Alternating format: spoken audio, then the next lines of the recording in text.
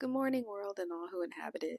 I am coming to you live from study room 4 in my library. It's Devin here, and I'm back with another blue book review. You probably won't believe how many times I've already tried to film this intro, but that's neither here or there. Somebody just walked by and completely distracted me. If you guys want to see what I'm looking at right now, I'm definitely going to show you. Let's just say there's a lot of distractions that can happen while I'm trying to film this video. But you know what? We grind anyway. As I said, we're at my local library. I love coming here to chill, to think, to strategize, world domination, anything. And today we're going to be talking about books. More specifically, we're going to be talking about The Unraveling by Keeland. I'm actually not entirely sure how to pronounce her name. I read this book over the course of a few hours. Honestly, it didn't really take me that long to read. It's not a very hefty book. And also, I got this book in the large print option. The print is very big. I don't know if you guys have read large print before, but it's definitely an adjustment. I definitely could say it's not my cup of tea, but it did make reading the book faster, so I guess that's a plus. We're going to go over my blue book review rating for this book. If you guys are still unsure what all there is included within the blue book rating scale, please refer to my first video where I explained pretty much what all the different acronyms mean, and I'm pretty sure I'm probably going to put them on the screen somewhere here so you guys can see them, but we're going to rapid fire because these reviews need to be fast. I know I have to appeal to your short attention spans, so let's make this video quick and let's get right into it.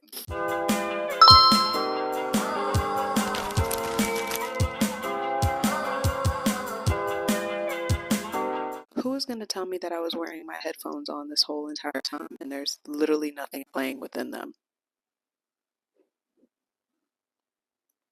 Anyways, you know your girl's got ADHD, so I'm definitely going to have my phone to look over all the things that I read about this book because, a little spoiler alert, I'm reading Sword of Keeland right now, and I read this book probably a month ago, and I'm trying to backtrack or backlog some of my reviews, so I'll get into it. Good thing the library still had it because this is not in my possession anymore. I definitely checked it back into the library, but you know, it gives the vibes to have the book, you know, right here so you guys can see it. I don't know. Anyways, let's get on to the review. So the bold, the beautiful quotes and moments within this book. I feel like one of the boldest moments was actually the twist at the end. There was a pretty major twist in blame within some of the characters that I won't go too much into, but I just thought that that was bold and kind of like stood out to me while reading the book, and it definitely kept me hooked until the very last chapter to see how that situation would unravel. Get it? Unraveling. Anyways, the L for this book. This book was pretty easy to understand, pretty straightforward. There was no Webster Dictionary use here. It definitely had a little bit of rhetoric from the therapy world, which I very appreciated because, as you guys may or may not know, I'm still in school and in efforts to become a licensed therapist. So the main character of this book is actually a psychiatrist. So that was really nice to read about, and she kind of had a very interesting relationship with one of her clients, and I won't go too far into it because I'm trying to make these reviews as spoiler free as possible. You guys should read this book. It definitely, you know what, I'm getting ahead of myself. On to the next. The U. For people that are looking to possibly read this book or come across this video, I think people who like psychological assessment, people who are into therapy like me, they might be an upcoming therapist, they might, you know, see how the ethical lines are blurred within this book with therapist and their client. So it's a very, very interesting story to read about. So if you're into that type of thing, if you like a mystery, if you want to be a detective and you want to figure out the inner workings or the inner development of the main character, I definitely would suggest this book. Also, if you want a book that seems like you know what's going on and it really gets developing within the second half of the book, I would definitely suggest reading this book, because you kind of have a feeling, or you might know who the blame should go to while you're reading and reading and reading, and then you get to that last half and then it just definitely takes you for a whirlwind, honey. So I would definitely suggest this book if you like books that are, structured in that way. Last but not least, the E, the emotion. Honestly, that was probably my largest feeling, or my most intense feeling while reading the book, is a secondhand embarrassment for the main character. You guys will probably see why as you read this book, or if you choose to read this book. Also, pity for the victims in this story, the people that because there is a big loss that is discussed within this book. There is a loss of family, there is a loss of sanity, just major loss. That is like a reoccurring theme within this book. So the victims of that loss, I think I felt pity for them and just felt, sad in that regard.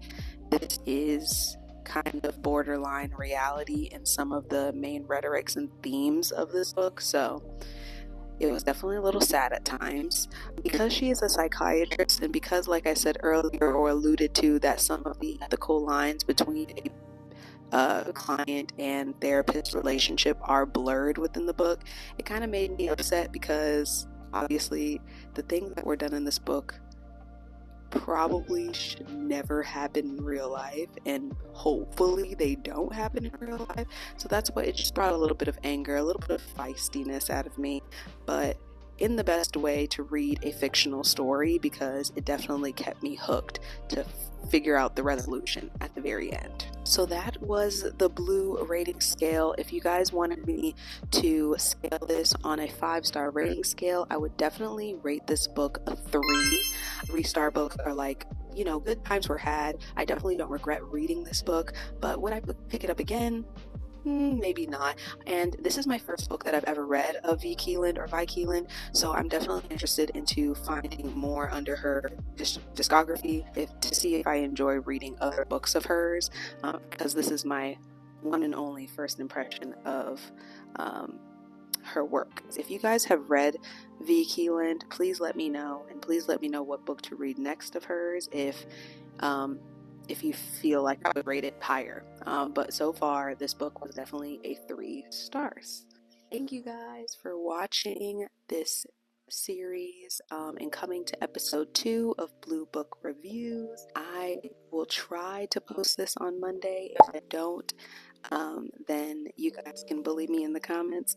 But I'm trying to make these very quick, very effective for you guys and for me. Well, just thank you for all your support, and thank you for all the likes on the last video and the views and comments on the last video. It really does mean a lot, and I am so excited to film even more reviews. I will see you guys in the next one, and happy reading as always.